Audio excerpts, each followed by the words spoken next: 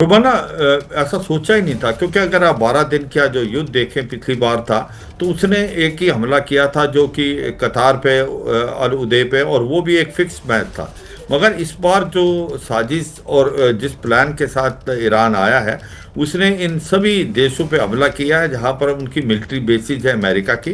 और मुझे लगता है कि इकॉनमी को हिट किया है, और आने वाले टाइम में जिस इलाके को सेफ माना जाता था, दुबई जैसे में पैसा इन्वेस्ट हो रखा था, कम से कम कहते हैं $85 बिलियन की इन्वेस्टमेंट इन इलाकों में आई हुई थी जी। अमेरिका की तरफ से, अब उसमें बहुत ज़्यादा फर्क पड़ेगा। दूसरा जो बात आ रही थी कि अब क्यों ये जो सऊदी ने उकसाया, इजराइल ने सबसे ज़्यादा, इजराइल कह रहा था कि आज की तारीख में ईरान सबसे ज़्यादा कमज़ोर है, क्योंकि उसके अंदर अंदरूनी जो एक प्रकार से तूफान मचा था। इसके बाद जो चीन और रूस हैं वो अपने इन्वॉल्वमेंट में हैं, और आज क्योंकि बहुत कमज़ोर है कि अब नहीं तो कभी नहीं। तो जी। मुझे लगता है कि अमेरिका जो डोनाल्ड ट्रंप इस मान गए, पर उन्होंने एंड स्टेट तो प्लान ही नहीं किया। उन्होंने ये तो सोचा ही नहीं था कि अगर ईरान नहीं मानेगा, ईरान लड़ने के लिए लंबा चलेगा, तो फिर अमेरिका क्या करेगा। और मुझे सर, लगता है मुझे अभी मुझे अमेरिका मुझे ठीक कीजिएगा आप अगर मैं गलत कह रही हूं जनरल सिवाज, मतलब वो कल जब पब्लिक अपीयरेंस एक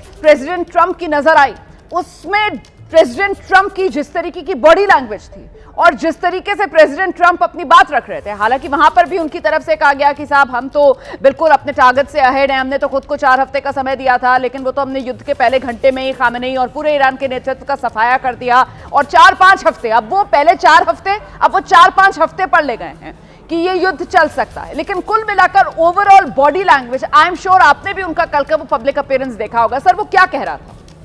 हाँ बिल्कुल, उनको ऐसा कैलकुलेशन नहीं किया था कि ईरान का रिस्पॉन्स ऐसा होगा। उन्होंने सोचा था अयातोल्ला अल खमैनी के मरने के बाद, सुप्रीम लीडर के, तो ईरान घुटनों पे आ जाएगा, ईरान नेगोशिएशन के लिए तैयार होगा।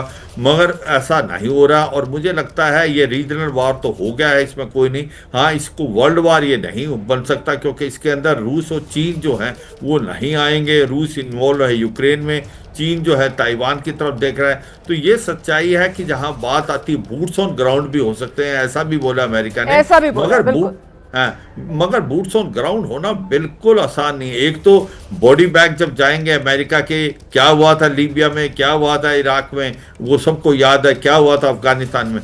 दूसरी बात यह है कि ईरान एक छोटा देश नहीं है। ईरान के अंदर जाने के लिए आपको 3 से 4 कोर चाहिए, आपका लॉजिस्टिक बिल्डअप, आपका जो ट्रुप्स को कितनी देर में बिल्डअप करेंगे। 4 ही बॉर्डर हैं जहां से कर सकते हैं, या तो वो इराक से, या वो कर सकते हैं टर्की से, या करते हैं तुर्कमेनिस्तान से, इन या कर चैलेंजेस सकते पर हैं आगे लगातार पाकिस्तान।